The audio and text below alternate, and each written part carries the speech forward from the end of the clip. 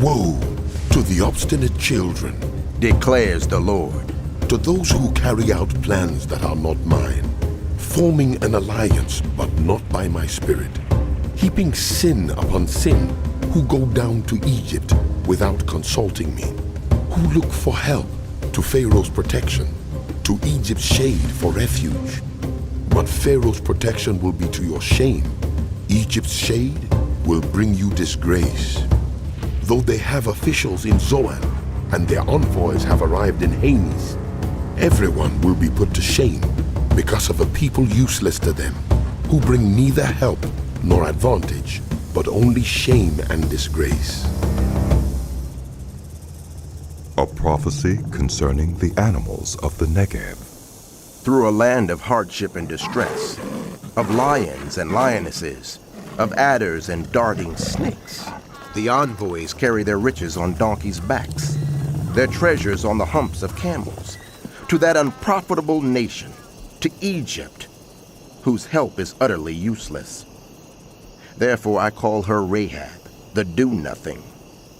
Go now, write it on a tablet for them, inscribe it on a scroll, that for the days to come it may be an everlasting witness. For these are rebellious people, deceitful children, children unwilling to listen to the Lord's instruction. They say to the seers, "See no more visions," and to the prophets, "Give us no more visions of what is right. Tell us pleasant things. Prophesy illusions. Leave this way, get off this path, and stop confronting us with the Holy One of Israel." Therefore, this is what the Holy One of Israel says.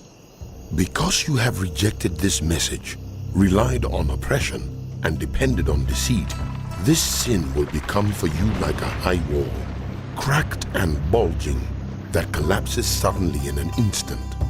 It will break in pieces like pottery, shattered so mercilessly that among its pieces not a fragment will be found for taking coals from a hearth or scooping water out of a cistern. This is what the Sovereign Lord, the Holy One of Israel, says. In repentance and rest is your salvation. In quietness and trust is your strength. But you would have none of it. You said, "No, we will flee on horses." Therefore, you will flee. You said, "We will ride off on swift horses." Therefore, your pursuers will be swift. 1,000 will flee at the threat of one. At the threat of 5, you will all flee away, till you are left like a flagstaff on a mountaintop, like a banner on a hill. Yet the Lord longs to be gracious to you. Therefore he will rise up to show you compassion. For the Lord is a God of justice. Blessed are all who wait for him.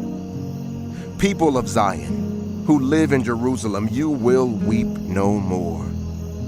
How gracious he will be when you cry for help. As soon as he hears, he will answer you. Although the Lord gives you the bread of adversity and the water of affliction, your teachers will be hidden no more. With your own eyes you will see them. Whether you turn to the right or to the left, your ears will hear a voice behind you saying, "This is the way. Walk in it." Then you will desecrate your idols overlaid with silver and your images covered with gold. You will throw them away like a minstrel cloth and say to them, "Away with you." He will also send you rain for the seed you sow in the ground, and the food that comes from the land will be rich and plentiful. In that day, your cattle will graze in broad meadows. The oxen and donkeys that work the soil will eat fodder and mash spread out with fork and shovel. In the day of great slaughter, when the towers fall, streams of water will flow on every high mountain and every lofty hill. The moon will shine like the sun, and the sunlight will be 7 times brighter, like the light of 7 full days, when the Lord binds up the bruises of his people and heals the wounds he inflicted. See, the name of the Lord comes from afar, with burning anger and dense clouds of smoke. His lips are full of wrath, and his tongue is a consuming fire. His breath is like a rushing torrent, rising up to the neck. He shakes the nations in the sieve of destruction. He places in the jaws of the peoples a bit that leads them astray. And you will sing, as on the night you celebrate a holy festival. Your hearts will rejoice as when people playing pipes go up to the mountain of the Lord, to the rock of Israel. The Lord will cause people to hear his majestic voice, and will make them see his arm coming down with raging anger and consuming fire, with cloudburst, thunderstorm, and hail. The voice of the Lord will shatter Assyria. With his rod he will strike them down.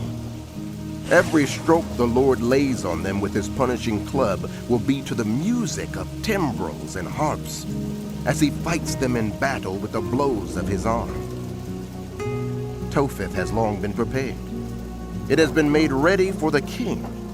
Its fire pit has been made deep and wide, with an abundance of fire and wood. The breath of the Lord, like a stream of burning sulfur, sets it ablaze.